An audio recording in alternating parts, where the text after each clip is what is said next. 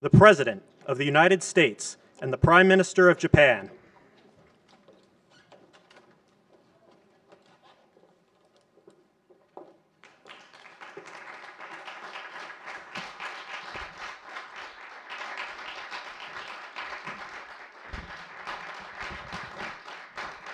Thank you very much. Thank you very much. It's a great honor to be with the Prime Minister. We had a picture taken a little while ago, and it was so nice, I thought I'd present it to you on stage. And here's the picture. I wish I was as handsome as him, but I'm not.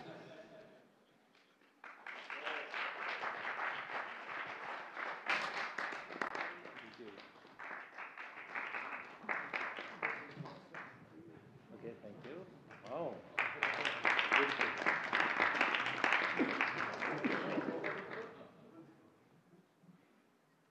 Remember that day. Thank you very much, everybody. Appreciate it. I'm delighted to welcome Japanese Prime Minister Ishiba Shigeru to the White House for the first time. And Prime Minister, it's an honor to have you with us, a great honor. Japan is a great country. Thank you very much. Japan is strong and proud. It's a nation that is home to one of the great civilizations in the history of the world. For nearly 80 years, the American-Japanese people have enjoyed a friendship like few others. We've had a great friendship across the vast ocean, and we found ourselves united by bonds of history, commerce, culture, mutual admiration, and great respect. After our meeting today, I'm confident that the cherished alliances between our two countries and others also will continue to flourish long and into the future. The military cooperation between the United States and Japan is one of our closest security partnerships, and it's one of the closest we have anywhere in the world. Our service members work together every day to defend our common interests. Japan is committed to double its defense spending by 2027 compared to my first term. They've invested a lot of money because of my first term. We worked on that very hard with Shinzo. You know, the great Shinzo Abe, and we look forward to seeing even more so. Shinzo and I worked very, very long and hard, and those numbers are very reflective after my first term. And now they're going up very substantially based on our conversations today. In addition to being vital for our shared security, Japan is one of the top purchasers of U.S. military exports and equipment. And I'm pleased to say that this week my administration approved nearly $1 billion in foreign military sales to Tokyo. The United States is totally committed to the security of Japan. We will extend the full strength of American deterrence capabilities in defense of our friend and ally, 100%. In the years to come, the Prime Minister and I will be working closely together to maintain peace and security, and I also say peace through strength, and all over the Indo-Pacific. And to that end, we also remain committed to the effort I began in my first term to ensure safety and stability on the Korean Peninsula. Prime Minister Ishiba and I spoke long and hard about a vital economic relationship between our two countries and the continuance of that relationship. The United States and Japan trade over $300 billion in goods and services each year. Japan has invested nearly $800 billion, and that's going to go up very, very substantially in the coming months, more than any other country. And they're going to have some competition. We have a lot of people coming in and investing in the United States. I think the feeling throughout the world has never been stronger about this country. As a result of our victory in 2024, the presidential election, the Japanese investment and technology giant SoftBank announced plans to invest between $100 and $200 billion. And we have many other companies investing that number, higher than that number, some a little bit less, but we have trillions of dollars of investment pouring into our country now that you didn't have just a short while ago. Today, our teams discussed how our two nations can do even more to stay on the cutting edge of artificial intelligence, along with the quantum computing, semiconductors, and other critical technologies. and they're coming out. The problem with technology, that kind, it's obsolete in about 2 days, so we have to start all over again. Doesn't last long. We agreed to cooperate even more closely to combat the Chinese economic aggression, which is quite aggressive. I'm also pleased to announce that Japan will soon begin importing historic new shipments of clean American liquefied natural gas in record numbers. It'll be record numbers. With our Secretary of the Interior, we were talking, I think Doug is here. Hello, Doug. Please stand up, Doug. Doug Burgum, everybody. We're talking about the pipeline in Alaska, which is the closest point of major oil and gas to Japan by far, less than half the distance of any other location. We're talking about a joint venture of some type between Japan and us, having to do with Alaska oil and gas, and that's very exciting. They're very excited about it, so are we. As we deepen our economic relationship, I made clear that the United States will be conducting trade with all countries based on the principle of fairness and reciprocity. Chronic trade deficits not only undermine our economy, they really do, and we're going to get rid of the trade. We have a trade deficit with Japan of over $100 billion, but we're going to work that out, and I think very quickly, frankly. We can do it just on oil and gas. We can work it out, so we intend to do it very quickly. We both understand that. And as America welcomes new foreign investment, we also want to ensure that companies build their products and factories here in America, not simply buy the assets that we have. And Japan is going to be opening up auto plants. New auto plants are being built currently as we speak. They've just been started. Toyota is one, and Nissan's going to be doing something very exciting about U.S. Steel. They'll be looking at an investment rather than a purchase. We didn't like the idea. U.S. Steel is a very important company to us. It was the greatest company in the world for 15 years, many years ago, 80 years ago. And we didn't want to see that leave. And it wouldn't actually leave, but the concept, psychologically not good. So they've agreed to invest heavily in U.S. Steel as opposed to own it. And that sounds very exciting. And we're going to meet with Nissan next week, the head of Nissan, very great company, and they'll work out the details. I'll help. I'll be there to mediate and arbitrate. And I had the privilege of working closely with the great Prime Minister, as you know, and you know him very well, Shinzo Abe, the longest-serving Prime Minister in Japan's history. Likewise, I expect that this Prime Minister is going to be a great one. I really believe that he's going to be a great one. I've gotten to know him for not long, but I can see what they have. He's got the qualities of greatness. He's going to do a fantastic job for Japan and for the Japanese people. And I'd like now to invite the Prime Minister to say a few words, and then we'll take some questions. Mr. Prime Minister, thank you. Thank you very much.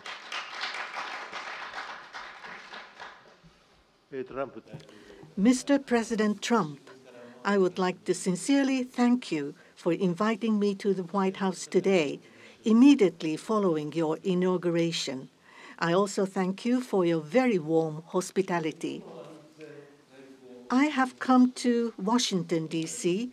with the hope of having a face-to-face meeting and deepening our mutual understanding at this early date with President Trump, who is now leading the United States, the most important country for Japan's diplomacy and security, and aligning our perspectives and visions that Japan and the United States should pursue.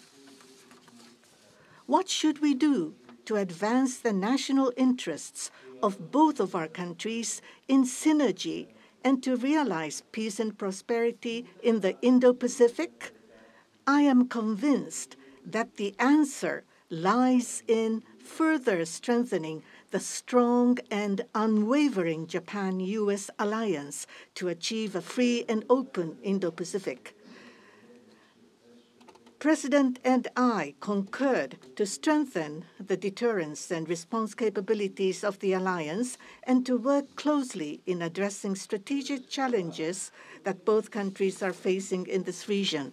I conveyed to the President that Japan, as an ally of the United States, is ready to share responsibilities and to play its own role. I also reiterated Japan's unwavering commitment to fundamentally reinforcing its defense capabilities, and we confirmed the unwavering commitment by the United States to the defense of Japan. We reaffirmed that Article 5 of the Japan-U.S. Treaty of Mutual Cooperation and Security applies to the Senkaku Islands, with half of the world's population and approximately 60% of the world's GDP. The Indo-Pacific serves as the engine of growth and vitality for Japan, the United States, and the world. President and I also concurred that the United States and Japan will make further efforts in a wide range of areas, working hand in hand together to realize a free and open Indo-Pacific. In this context, we also concurred to further advance cooperation of the multi-layered networks of the like-minded countries, including the Quad, and trilateral cooperation with the Republic of Korea and the Philippines. We also discussed Japan-United States cooperation to bring about growth and prosperity. Economic cooperation, including on economic security, is important from the perspective of strengthening alliance cooperation. Japan is the closest economic partner of the United States and has been the world's largest investor in the United States for 5 consecutive years. Also, with the inauguration of President Trump, the momentum for Japanese companies to invest in the United States is growing even stronger. Today, I conveyed my willingness to cooperate together to elevate Japan's investment in the United States to an unprecedented amount of $1 trillion. President Trump and myself also concurred to elevate the Japan-U.S. partnership to an even higher level through improving business environment and increasing bilateral investment and employment, strengthening each other's industries, leading the world in developing advanced technologies such as AI and leading-edge semiconductors, and strongly promoting efforts to harness the energy of the growing market in the Indo-Pacific region. We also confirmed that we will cooperate to strengthen energy security between the two countries, including increasing exports of United States liquefied natural gas to Japan in a mutually beneficial manner. Regarding foreign exchange, as in the first Trump administration, close discussions will continue between Japanese and the U.S. finance ministers who are experts in this field. We also held candid discussions on challenges the Indo-Pacific region is facing. We confirmed that we are resolved not to allow unilateral attempts to change the status quo by force or coercion, and to oppose such attempts in the East and South China Seas in order to fully defend a free and open Indo-Pacific.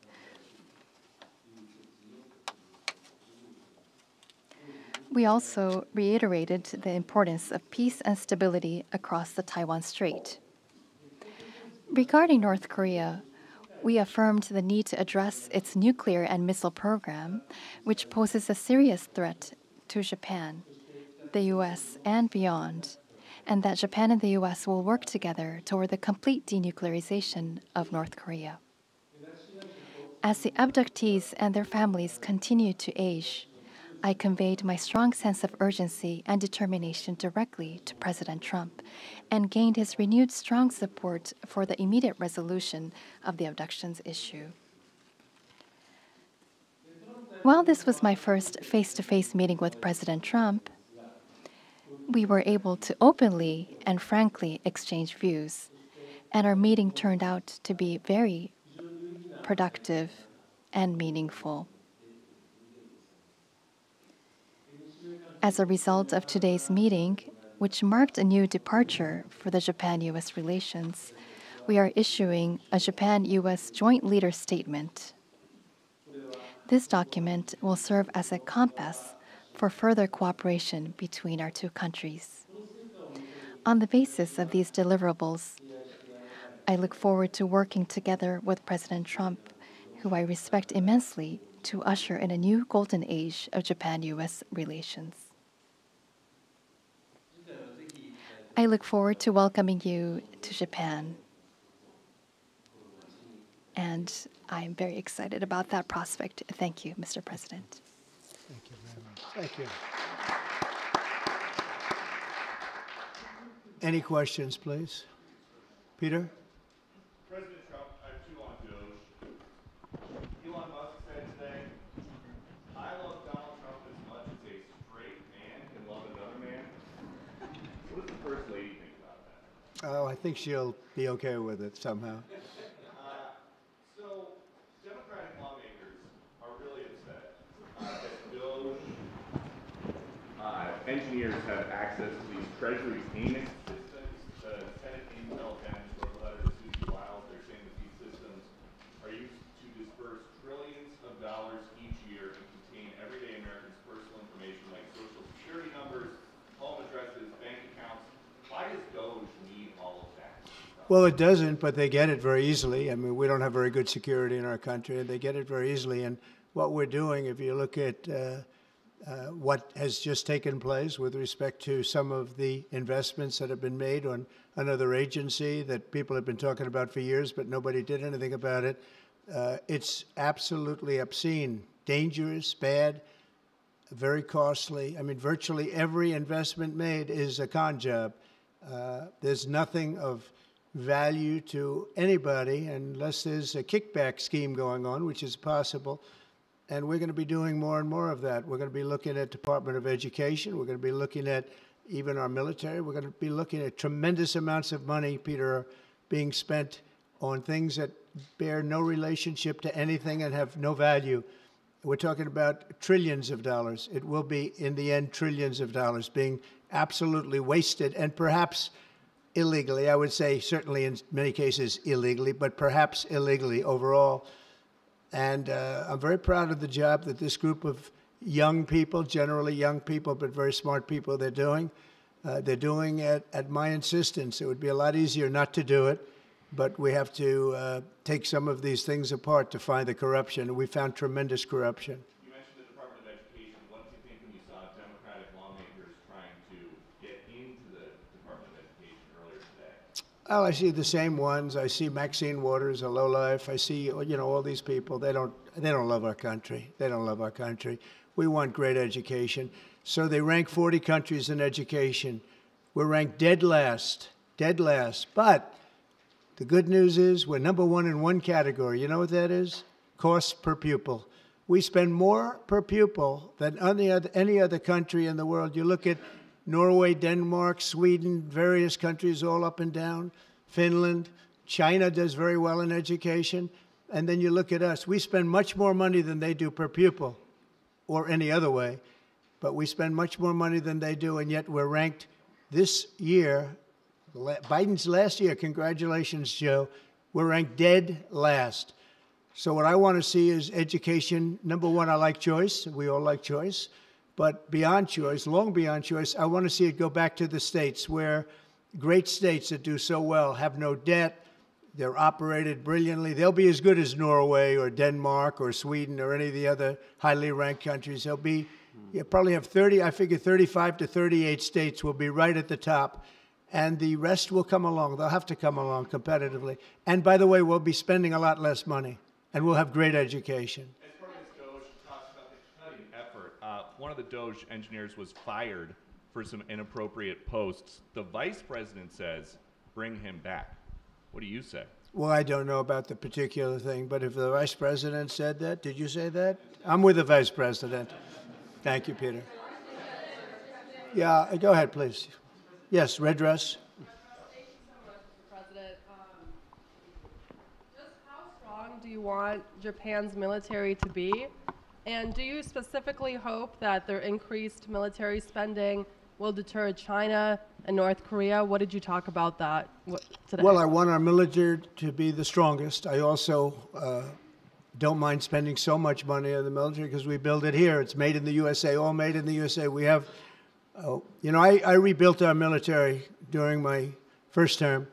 Did a great job. We left some of it behind in Afghanistan, stupidly. There was no reason for that, but it was still, as much as it was billions and billions of dollars, but it was a small part of it. But we're going to have the strongest military by far. We have great people. I want to congratulate Pete Hegseth for having gone through the gauntlet. He went through a lot, but he got through, and he's going to be a tremendous, I have no doubt he's going to be a tremendous leader. And other of the leaders sitting here, they're in their own fields. We're going to do something very, very, very great, and we expect great things. But I expect the strongest military by far in the world, far stronger than China, far stronger than anybody, and that's the way it is. Thank you very much. Would you like to ask a question? Please. Go ahead. Thank you, Mr. President. Thank you. This is Hiramoto from Nippon Television. My question, let me ask two quick questions. Sure. First, this is the first meeting between Mr. President and Prime Minister Ishiba. So what kind of impression do you have on him? And number two, do you have an idea or do you have a plan to impose tariff against Japan so far? Thank you. I think that he is going to be a great prime minister. I think he's a very strong man, very, very strong. I have great respect for him. I've known him for a long time through a reputation. Shinzo Abe thought the world of him, and I think he's going to do a fantastic job as prime minister. A very strong person. I wish he wasn't so strong. I wish he was a little bit weaker than that, but that's what I got. I have to get strong guys all the time. He's going to be a great prime minister. I also, in terms of tariffs, I mean, we're going to have tariffs, mostly reciprocal tariffs, where we go with, and I'm going to be probably meeting on that Monday or Tuesday, have an announcement, probably a news conference, but probably reciprocal tariffs where a country pays so much or charges us so much, and we do the same. So very reciprocal, because I think that's the only fair way to do it. That way, nobody's hurt. They charge us, we charge them. It's the same thing. And I seem to be going in that line as opposed to a flat fee tariff. Okay? Yes, go, please. Please, go ahead. Why don't you go ahead?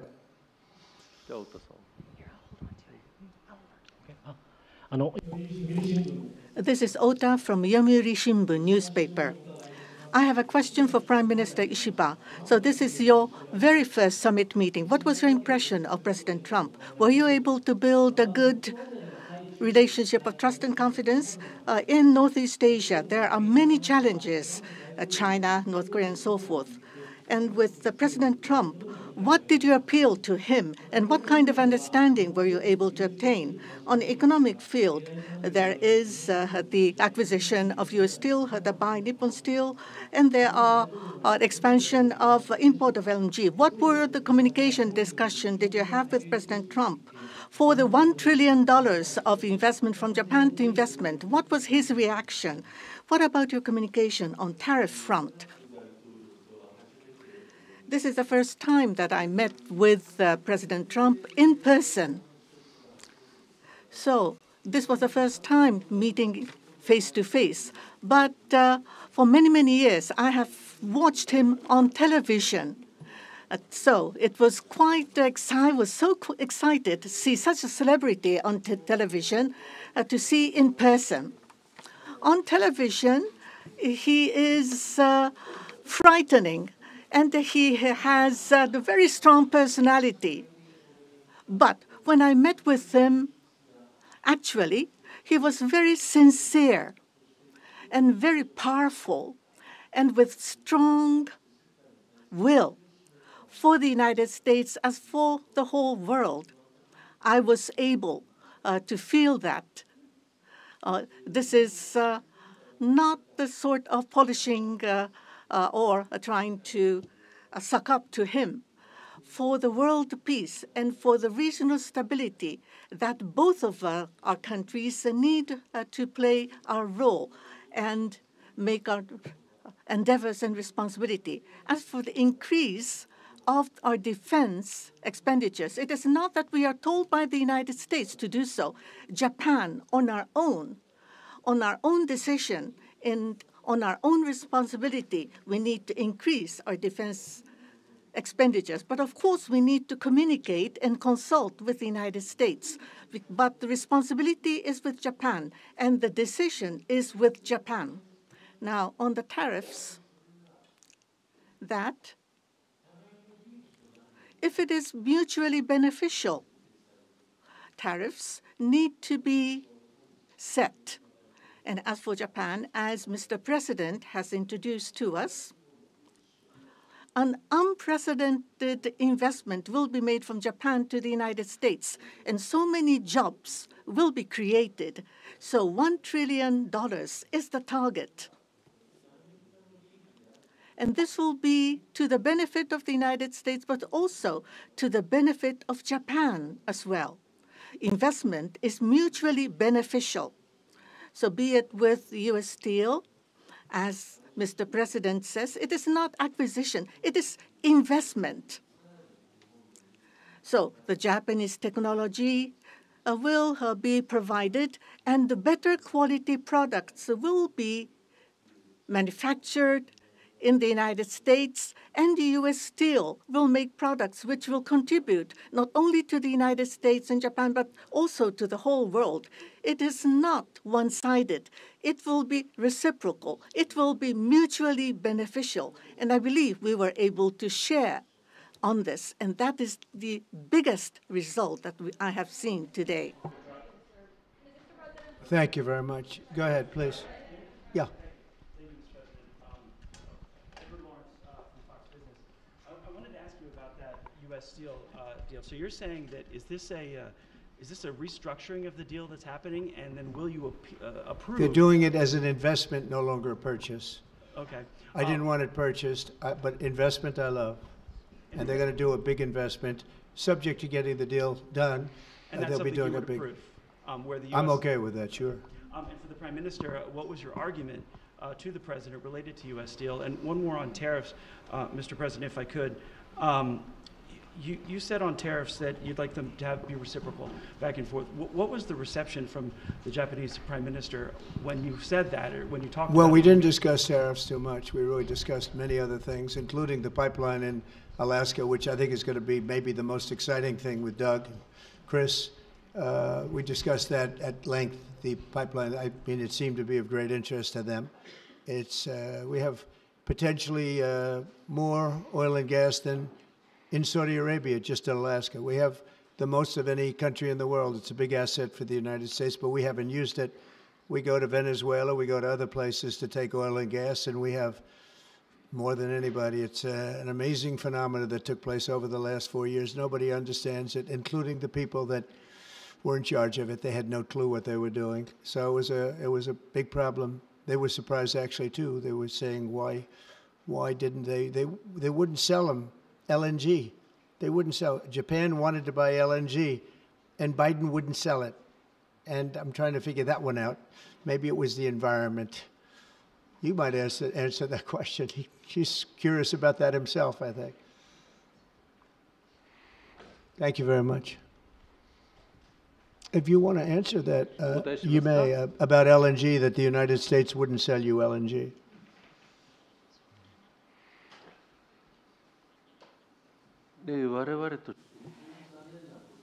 That was a really unfortunate thing, but the current administration, the previous administration was not allowing the LNG to be exported to us. I believe that President Trump, on the day of his inauguration, allowed us to resume this importing. I think this is something that is really wonderful for us. And as the country of Japan, we are interested in importing not just LNG, but also bioethanol, ammonia, and other resources at a stable price, a reasonable price from the United States. And we also want to improve the trade deficit that the U.S. has towards Japan. So if we are able to buy those at a stable and reasonable price, I think it would be a wonderful situation. And for that, I am very appreciative to President Trump. And we also look forward to LNG and hope that it's a success.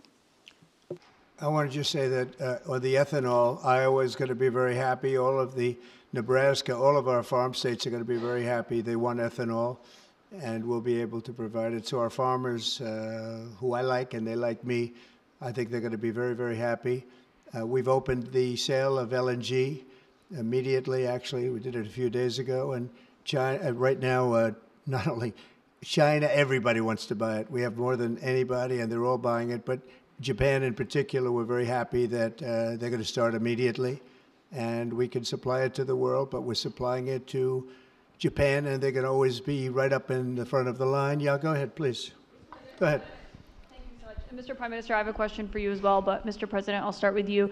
Quickly to follow up on what Peter was asking, have you directed Elon Musk to review Pentagon spending, given it's the biggest discretionary spending in the federal budget? Yes, I have Pentagon, education, just about everything. We're going to go through everything, just as it was so bad with what we just went through with this horrible situation we just went through. And I guess 97% of the people have been dismissed. It was very, very unfortunate. You're not going to find anything like that, but you're going to find a lot. And I've instructed him to go check out education, to check out the Pentagon, which is the military. And, sadly, you'll find some things that are pretty bad. But I don't think proportionally you're going to see anything like we just saw. FBI has turned over a list to the Justice Department of the FBI agents who worked on the January 6 rioters cases. Are you planning to fire the FBI agents who worked on those investigations? No, but I'll fire some of them because some of them were corrupt. I have no doubt about that. I got to know a lot about that business, that world. I got to know a lot about that world, and we had some corrupt agents, and those people are gone, or they will be gone, and it'll be done quickly and very surgically. Did you have a question for the Prime Minister? Talk up. Are those the ones who worked on the January 6th? I don't know. I know we have some that are very corrupt and we don't like it. We're going to bring back the reputation of the FBI. Kash Patel is going to do a great job. And we're going to bring back the reputation of the FBI, which has been hurt very badly. It's been devastated over the last 4 years. You have just been meeting for the first time with President Trump. The last administration famously did not have hardly any, if at all, contact with North Korea. President Trump certainly did the last time he was in office. Would you like to see him resume that contact and also that in-person meeting that he had with the North Korean leader, Kim Jong-un?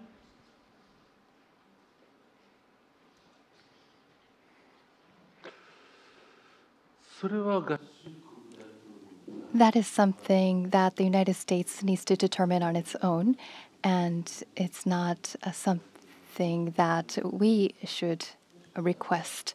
Having said that, but for example, in Vietnam or Singapore, the President of the United States, President Trump, was able to meet with Kim Jong-un. I think that's a very positive development.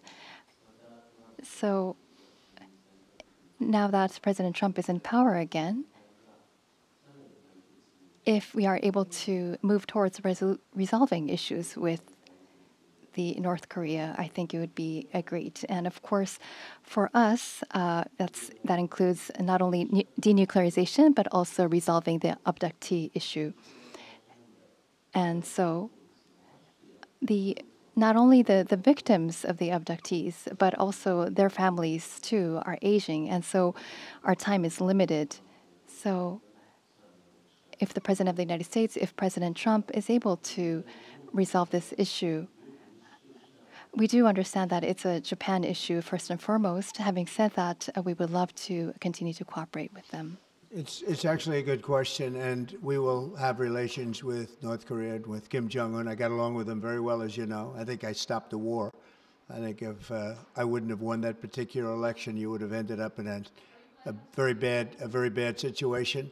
But I did, and we had a good relationship, and I think it's a very big asset for everybody that I do get along with him. I get along with him, he gets along with me, and that's a good thing, not a bad thing. And I can tell you that Japan likes the idea because their relationship is not very good with him. And if I can have a relationship with not only him, but other people throughout the world where there seem to be difficulties, I think that's a tremendous asset for the world, not just the United States. Go ahead. Garrett. I have a question for you and for the Prime Minister as well. Mr. President, I wonder what you make of the criticism from Democrats that these staff reductions, the cuts that Elon Musk and Doge are doing are an unlawful power grab. And is there anything you've told Elon Musk he cannot touch? Well, we haven't discussed that much. I'll tell him to go here, go there. He does it. He's got a very capable group of people. Very capable. They know what they're doing. They'll ask questions, and they'll see immediately as somebody gets tongue-tied that they're either crooked or don't know what they're doing. We have very smart people going in. So I've instructed him go into education, go into military, go into other things as we go along. And they're finding massive amounts of fraud, abuse, waste, all of these things. So, but I will pick out a target, and I say go in. There could be areas that we won't, but I think everything's fertile. You know, we're a government. We have to be open. And as an open government, I don't know, I guess you could say maybe some high intelligence or something. And I'll do that myself if I have to. But generally speaking, I'll just say go. But he will be looking at education pretty quickly, and he will be looking at military too.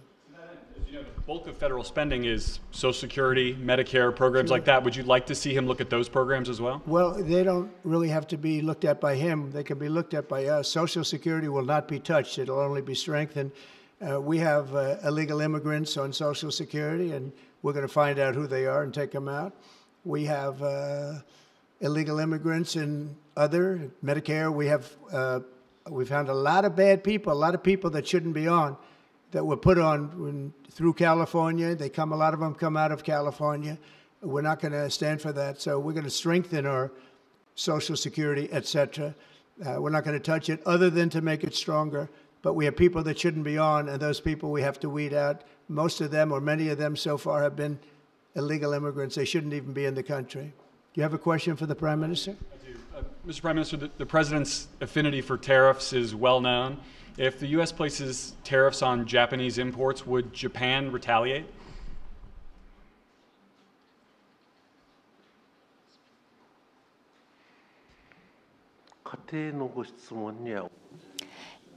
I am unable to respond to a theoretical question. That's the official answer that we have. That's a very good answer. Very good answer. Wow. That's very good. He knows what he's doing. Thank you very much, everybody. Thank you. Thank you.